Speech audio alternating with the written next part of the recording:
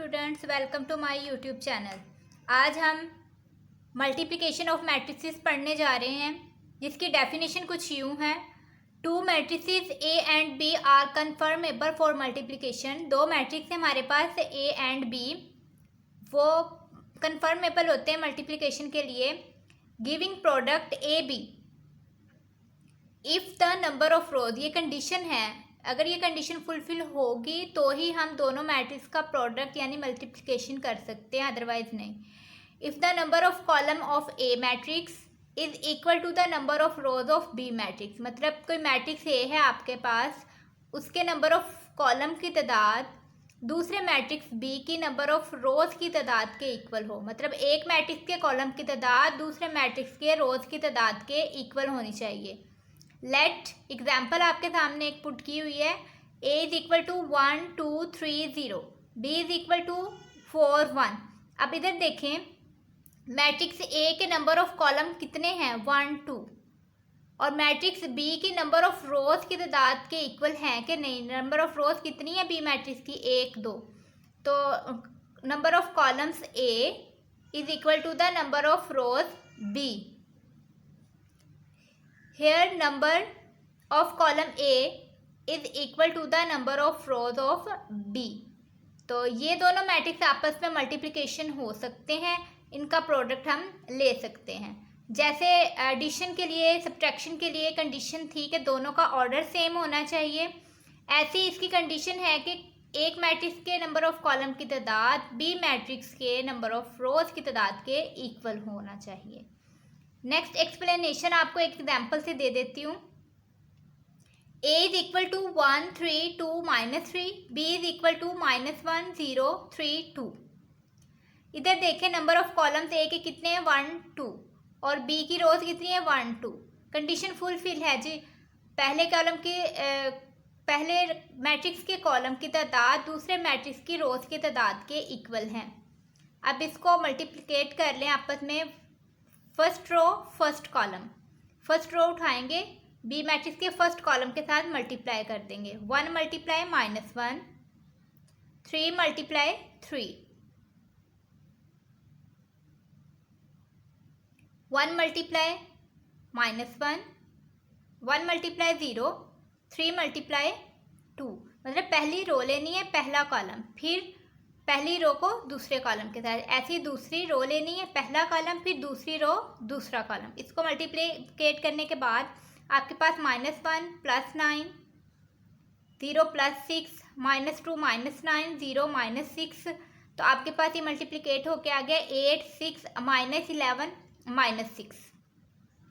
ये है आपकी multiplication of the matrices. Multiplication of matrices में कंडीशन, मेन काम आपका कंडीशन का है कि number of columns of A matrix is equal to the number of rows of B matrix. हर दफ़ा मैट्रिक्स को हमने मल्टीप्लिकेट करते वक्त देखना है। एक्सरसाइज में भी आपसे कुछ क्वेश्चन पूछे जाएंगे, तो हम वहाँ, अगर आपको यहाँ डेफिनेशन क्लियर होगी तो वहाँ आप मैट्रिक्स के प्रोडक्ट को आसानी से अंडरस्टैंड कर सकते हो, फाइंड कर सकते हो। हमारे पास डेफिनेशन है एसोसिएटिव लॉ अंडर मल्टीप्लिकेशन। पहले हमने एक लेक्चर में एसोसिएटिव लॉ अंडर एडिशन पढ़ा था, इधर हम मल्टीप्लिकेशन पढ़ रहे हैं। If A, B, C are three matrices conformable for multiplication, then associative law under multiplication is given as AB into C is equal to A into BC। Means that अगर तो वो मल्टीप्लिकेशन की condition fulfil कर रहे हैं तो हमारे पास तीन मैट्रिक्स आपस में इस तरीके से मल्टीप्लिकेट होंगे। A B into C is equal to A into BC।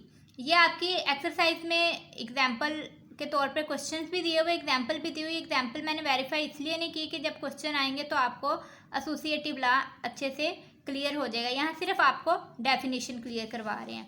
Next आपका है distributive law of multiplication over addition and subtraction.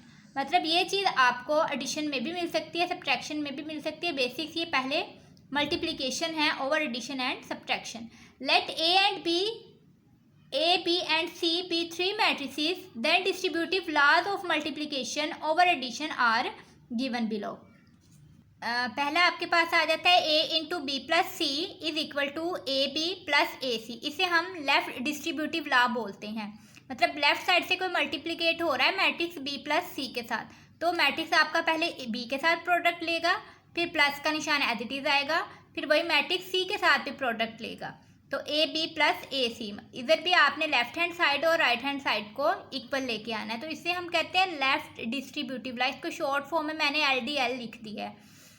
Second वाला हमारे पास आ जाता है A plus B into C is equal to A C plus B C. इसे कहते हैं right distributive law. Right distributive law से मुराद के आपके राइट साइड से कोई मैट्रिक्स जो है ए प्लस बी के साथ मल्टीप्लिकेट हो रहा है, तो ए मैट्रिक्स ने सी के साथ भी मल्टीप्लाई होना है, फिर प्लस वाला निशान वैसे ही आ जाएगा, फिर बी वाले मैट्रिक्स ने सी के साथ भी मल्टीप्लाई होना है। नेक्स्ट हम चलते हैं commutative law of multiplication of matrices. अब यहाँ हम commutative law of multiplication of matrices की डेफिनेशन को पढ़ेंगे। कंसीडर द मैट्रिसेस, हमारे पास दो मैट्रिसेस है ए एंड बी। देन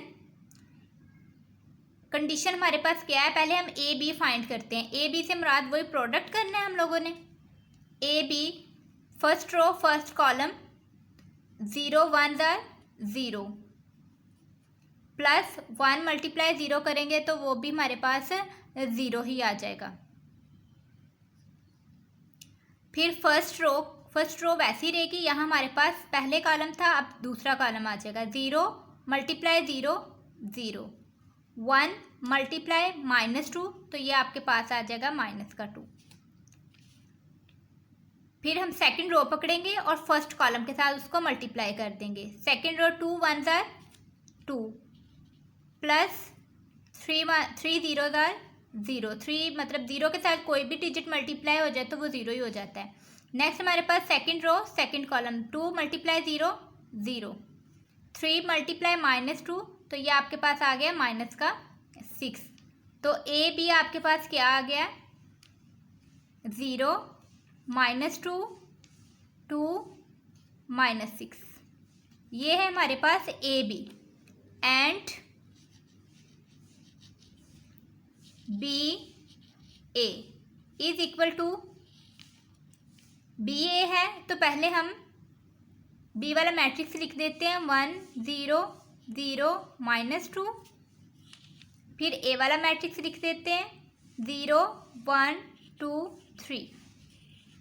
अब first row first column is equal to 1 multiply 0 0 plus 0 multiply 2 0 1 multiply 1 1 0 multiply 3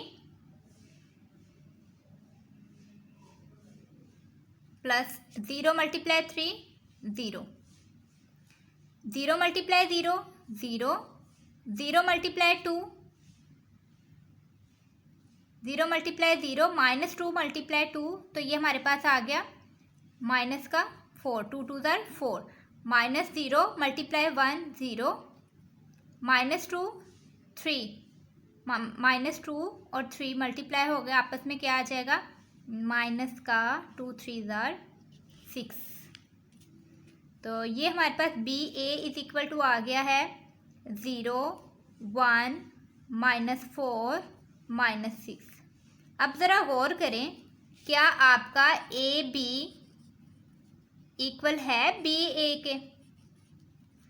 A B का रिजल्ट देखें और बी ए का रिजल्ट देखें, इक्वल नहीं है, तो हम कह सकते हैं A B does not is equal to B A. Commutative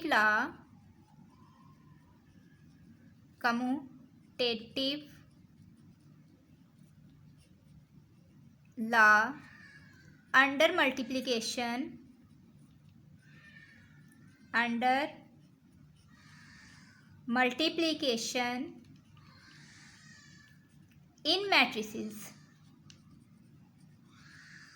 in matrices does not hold